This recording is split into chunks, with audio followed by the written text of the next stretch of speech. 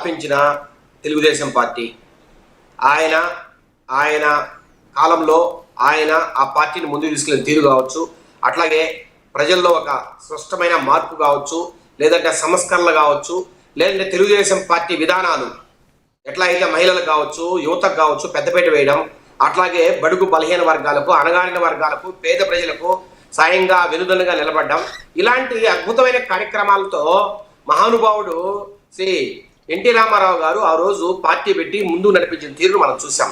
ఆ తర్వాత కాలంలో అంటే ఎన్టీఆర్ గారి తర్వాత చంద్రబాబు నాయుడు గారికి ఎప్పుడైతే పగ్గాలు వచ్చాయో అక్కడి నుంచి ఈ ఏదైతే సంస్కరణలను ఎట్లాగైతే పేద ప్రజలకు వెనుదనగలడం అయితే పార్టీ నిలిచిందో దాంతో పాటు అవి కొనసాగిస్తూనే దాంతో పాటు ఐటీ రంగం వైపు ఒక కొత్తగా ముందుకు తీసుకెళ్లడం, అట్లాగే పాలనాపరమైన సంస్కరణలు కావచ్చు, అట్లాగే ఏదైతే పివి నరసింహారావు గారి ఆధ్వర్యంలో ఆర్థిక సంస్కరణలతో పాటు రకరకాల రంగాల్లో సంస్కరణలకు ఏదైతే ఆజ్యం పోశారో ఆ సంస్కరణలకు ధీటుగా ఈ రాష్ట్రంలో ఉమ్మడి రాష్ట్రంలో ఆ సంస్కరణలు ధీటుగా ముందుకు తీసుకెళ్లడం కావచ్చు, ఆ సంస్కరణలను తెచ్చి మార్పు తేవడంలో కావచ్చు, మీరు చూస్తే రకరకాల సంస్కరణలు తెచ్చి ఐటీ కంపెనీలను ఆహ్వానించి ఈ హైదరాబాద్ కావచ్చు రకరకాల నగరాలను ఈ ఆంధ్రప్రదేశ్లో అద్భుతమైన నగరాలుగా తీర్చిదిద్దడంలో మన మాన్య ముఖ్యమంత్రి వర్యులు మేరునగ ధీరుడు ఈ రోజు దేశంలోని అత్యున్నతమైన రాజకీయ నేతల్లో ఒకరైన శ్రీ నారా చంద్రబాబు నాయుడు గారి పాత్ర అనిర్వచనీయమైనది.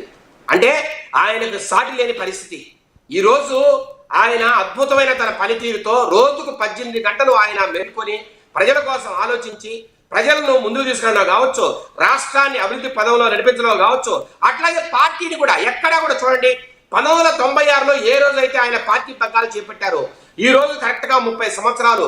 ఈ 30 సంవత్సరాలు ఎక్కడా ఒడిదుడుకులు లేకుండా, సమస్యలు లేకుండా, చిన్న చిన్న ప్రాబ్లం ఎక్కడా అసంతృప్తులు లేకుండా ప్రతి ఒక్కరిని కూడా ఎక్కడ ఏ చిన్న సమస్య వచ్చినా ఆయన పిలిపించి మాట్లాడే తీరు కావచ్చు, ప్రజలు లేకపోయే తీరు కావచ్చు, కార్యకర్తలను మెప్పించే తీరు కావచ్చు, ఎక్కడైనా నాయకుల్లో ఎక్కడైనా పరపత్యాలు ఉన్నా లేదంటే ఏదన్నా సమస్యలు ఉన్నా మనస్పర్ధలు ఉన్నా ఆయన దాన్ని తీర్చే విధానం కావచ్చు, అద్భుతమైన తన విలక్షణమైన నాయకత్వంతో అద్భుతమైన ఒక విజనరీ లీడర్ గా ఒక స్టేట్స్మెన్ గా అద్భుతంగా ఆయన రాయించి తీరు మనం చూస్తున్న నేపథ్యంలో ఈ రోజు మీరు చెప్పినట్టు తెలుగుదేశం పార్టీకి 3.0 అంటే మూడవ తరం థర్డ్ జనరేషన్ నాయకుడిగా ఈ రోజు మనకు నారా లోకేష్ గారు ఉద్భవించారు, ముందుకొస్తున్నారు, అద్భుతమైన రీతిలో ముందుకెళ్తున్నారు.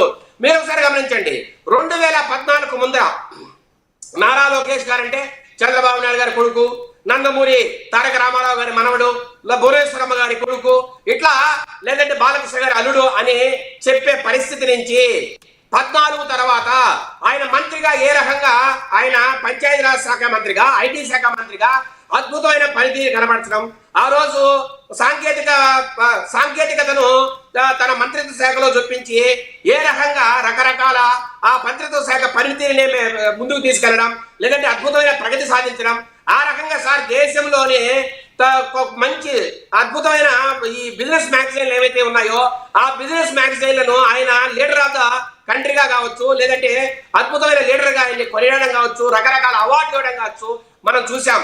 సార్ తర్వాత కాలంలో ఎప్పుడైతే 2019లో ఆయన మంగళగిరిలో పోటీ చేసి ఓడిపోయారో ఆయన నాయకత్వం మీద కావచ్చు, ఆయన శైలి మీద కావచ్చు, వ్యక్తిత్వం మీద కావచ్చు, ఆయన పనితీరు మీద కావచ్చు కొన్ని అనుమానాలు మొదలయ్యాయి. అది ఎవరు కాదనేది వాస్తవం.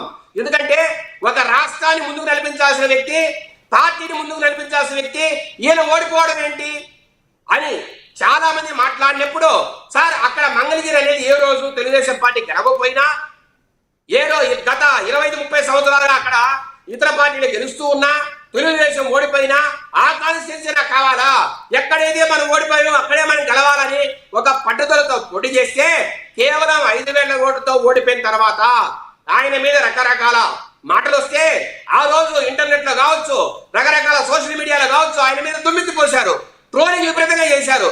అసలు కొంతమంది వైసీపీ నాయకులు అయితే అతనేం నాయకుడిని కూడా మాట్లాడారు. కానీ వారందరికీ ధీటుగా వారందరినీ వారు మాట్లాడిన మాటల తప్పు నేనేంటో నిరూపిస్తారని అద్భుతమైన రీతిలో ఒక ధైర్య సాహసాలతో ప్రజల ముందుకొచ్చాడు. తన ఆహారాన్ని మార్చుకున్నాడు, తన భాషను మార్చుకున్నాడు, తనలోని ఆలోచనలు పదువు పెట్టాడు, తనలోని ఒక స్మార్ట్నెస్ ఏదైతే ఎట్లా అయితే ప్రజలకు దగ్గర అవ్వాలా, ఎట్లా అయితే పార్టీలో కార్యకర్తల దగ్గర అవ్వాలా, కొత్త విధానంతో ముందుకు వచ్చాడు. సార్ తన మీద 23 కేసులు పెట్టినా దాంట్లో రకరకాల క్రిమినల్ కేసులు ఉన్నాయి, ఎక్కడా భయపడలా, ఎక్కడా తగ్గలా, రండి తెలుసుకుందామని మాట్లాడాడు కానీ ఎక్కడా ఇరుక్కుపోయిన వ్యక్తి కాదు. ఆ రోజు అంత దారుణమైన పరిపాలన సార్, ఆ రోజు 2019 నుంచి 24 వరకు దారుణమైన పరిపాలన మనం చూసాం. ఒక నియంత్రణతో పోకలేకపోయిన పరిపాలన, ఒక నిర్బంధ పరిపాలనది, ఒక ఆటవిక రాజ్యం నడిచింది. ఆ పరిస్థితుల్లో జగన్మోహన్ రెడ్డిని కావచ్చు, ఆ పార్టీ నాయకులు కావచ్చు, నిలబడి ఎదుర్కోవడం అంత ఆషామాషి కాని విషయంలో ఆ రోజు ధైర్యంగా ముందుకొచ్చి నేనున్నానని తొడగొట్టిన వ్యక్తి నారా లోకేష్ గారు. అంతేగా సార్, తర్వాత కాలంలో యువగలం పేరుతో యువకుల దగ్గర అవ్వాలా. ఈ రోజు ఈ రాష్ట్రంలో కావచ్చు, ఈ దేశంలో కావచ్చు 54% యువత ఉన్న నేపథ్యంలో ఈ రోజు చాలా వరకు ఈ రోజు 30 నుంచి 40% మంది జెన్జీకి సంబంధించిన తరానికి సంబంధించిన నేపథ్యంలో ఈ రోజు సార్ ఇక్కడ ఎవరు ఈ జెన్జీకి సంబంధించిన యువత ఎవరు కూడా మతం చూడట్లే, ప్రాంతం చూడట్లే, కేవలం పర్ఫార్మెన్స్ మాత్రమే చూస్తున్నారు. నువ్వు మాకు మంచి చేస్తున్నావా లేదా, ఈ రాష్ట్రానికి మంచి చేస్తున్నావా లేదా, లేదంటే ప్రజలకు మంచి చేస్తున్నావా లేదా చూస్తున్నారా తప్పితే వేరే ఏ భావాన్ని కానీ ఏ తత్వాన్ని కానీ ఈ రోజు జెన్సీకి సంబంధించిన యువత చూడట్లేదు. అలాంటి వ్యక్తులను మెప్పించడానికి, వారికి ఉద్యోగ అవకాశాలు కల్పించడానికి, వారి ఉన్నతికి కృషి చేయడానికి నారా లోకేష్ గారు యువగలం పేరుతో నడుం బిగించారు. ఆ రోజు సార్ అంత నిర్బంధ పరిపాలనలో ఆ రోజు అడుగు ముందుకు వేయడానికి భయపడే పరిస్థితి, ప్రతి ఒక్క దగ్గర కూడా పోలీసులు పెట్టి అడుగునే పరిస్థితి, ప్రతి ఒక్క దగ్గర పోలీసులు అడగాయించిన పరిస్థితి, కుప్పంలోనే ముందు కదలలేని పరిస్థితి, చిత్తూరుకు వచ్చే కొద్దీ గగనమైన పరిస్థితి, అక్కడి నుంచి తిరుపతికి వచ్చేటప్పటికి పూర్తిగా నిలిపేసే పరిస్థితి. సార్ జీవో నెంబర్ 1 పేరుతో జగన్మోహన్ రెడ్డి గారు కనీసం మైక్ ఇవ్వకపోయినా, కనీసం స్టూల్ వేసడానికి ఛాన్స్ ఇవ్వకపోయినా, మీటింగ్ పెట్టడానికి సరైన అవకాశం ఇవ్వకపోయినా ఎక్కడా భయపడ్డా లోకేష్ గారు ప్రజల్లో నిలబడే మాట్లాడారు, స్టూడెంట్ కి మాట్లాడారు, మైక్ ఇవ్వకపోతే లాక్కుని మాట్లాడారు, పోలీసులు కూడా ఎదిరించారు. పోలీసులు ఎంత ఇబ్బంది పెట్టినా వారిని ఎదిరించి ధైర్యంగా ప్రజల కోసం నిలబడిన చరిత్ర నారా లోకేష్ సార్. ఎప్పుడైతే చిత్తూరు జిల్లా దాటారో అనంతపురానికి వచ్చేటప్పటికి అబ్బా లోకేష్ అనిపించుకున్నాడు, కడపకు వచ్చేటప్పటికి ఆ లోకేష్ అనిపించుకున్నాడు, సార్ ఒంగోలు పోయేటప్పటికి తిరిగి లోకేష్ అనిపించుకున్నాడు, సార్ శ్రీకాకుళం పోయేటప్పటికి ఇతర లీడర్ అనిపించుకున్నాడు. అలాంటి అద్భుతమైన రీతిలో యువగలాన్ని ముందుకు తీసుకెళ్లి ఈ రోజు ఈ రాష్ట్రంలో 164 సీట్లతో ఈ ప్రభుత్వం ఫామ్ కావడానికి కావచ్చు, ఈ ప్రభుత్వం తిరుగులేని మెజార్టీతో ఇక్కడ రావడానికి కావచ్చు, ముఖ్య కారకంగా నారా లోకేష్ గారు నిలబడ్డారనడంలో ఎటువంటి సందేహం లేదు. Right sir, right.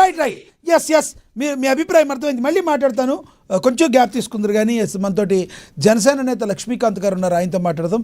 లక్ష్మీకాంత్ గారు నమస్తే అండి.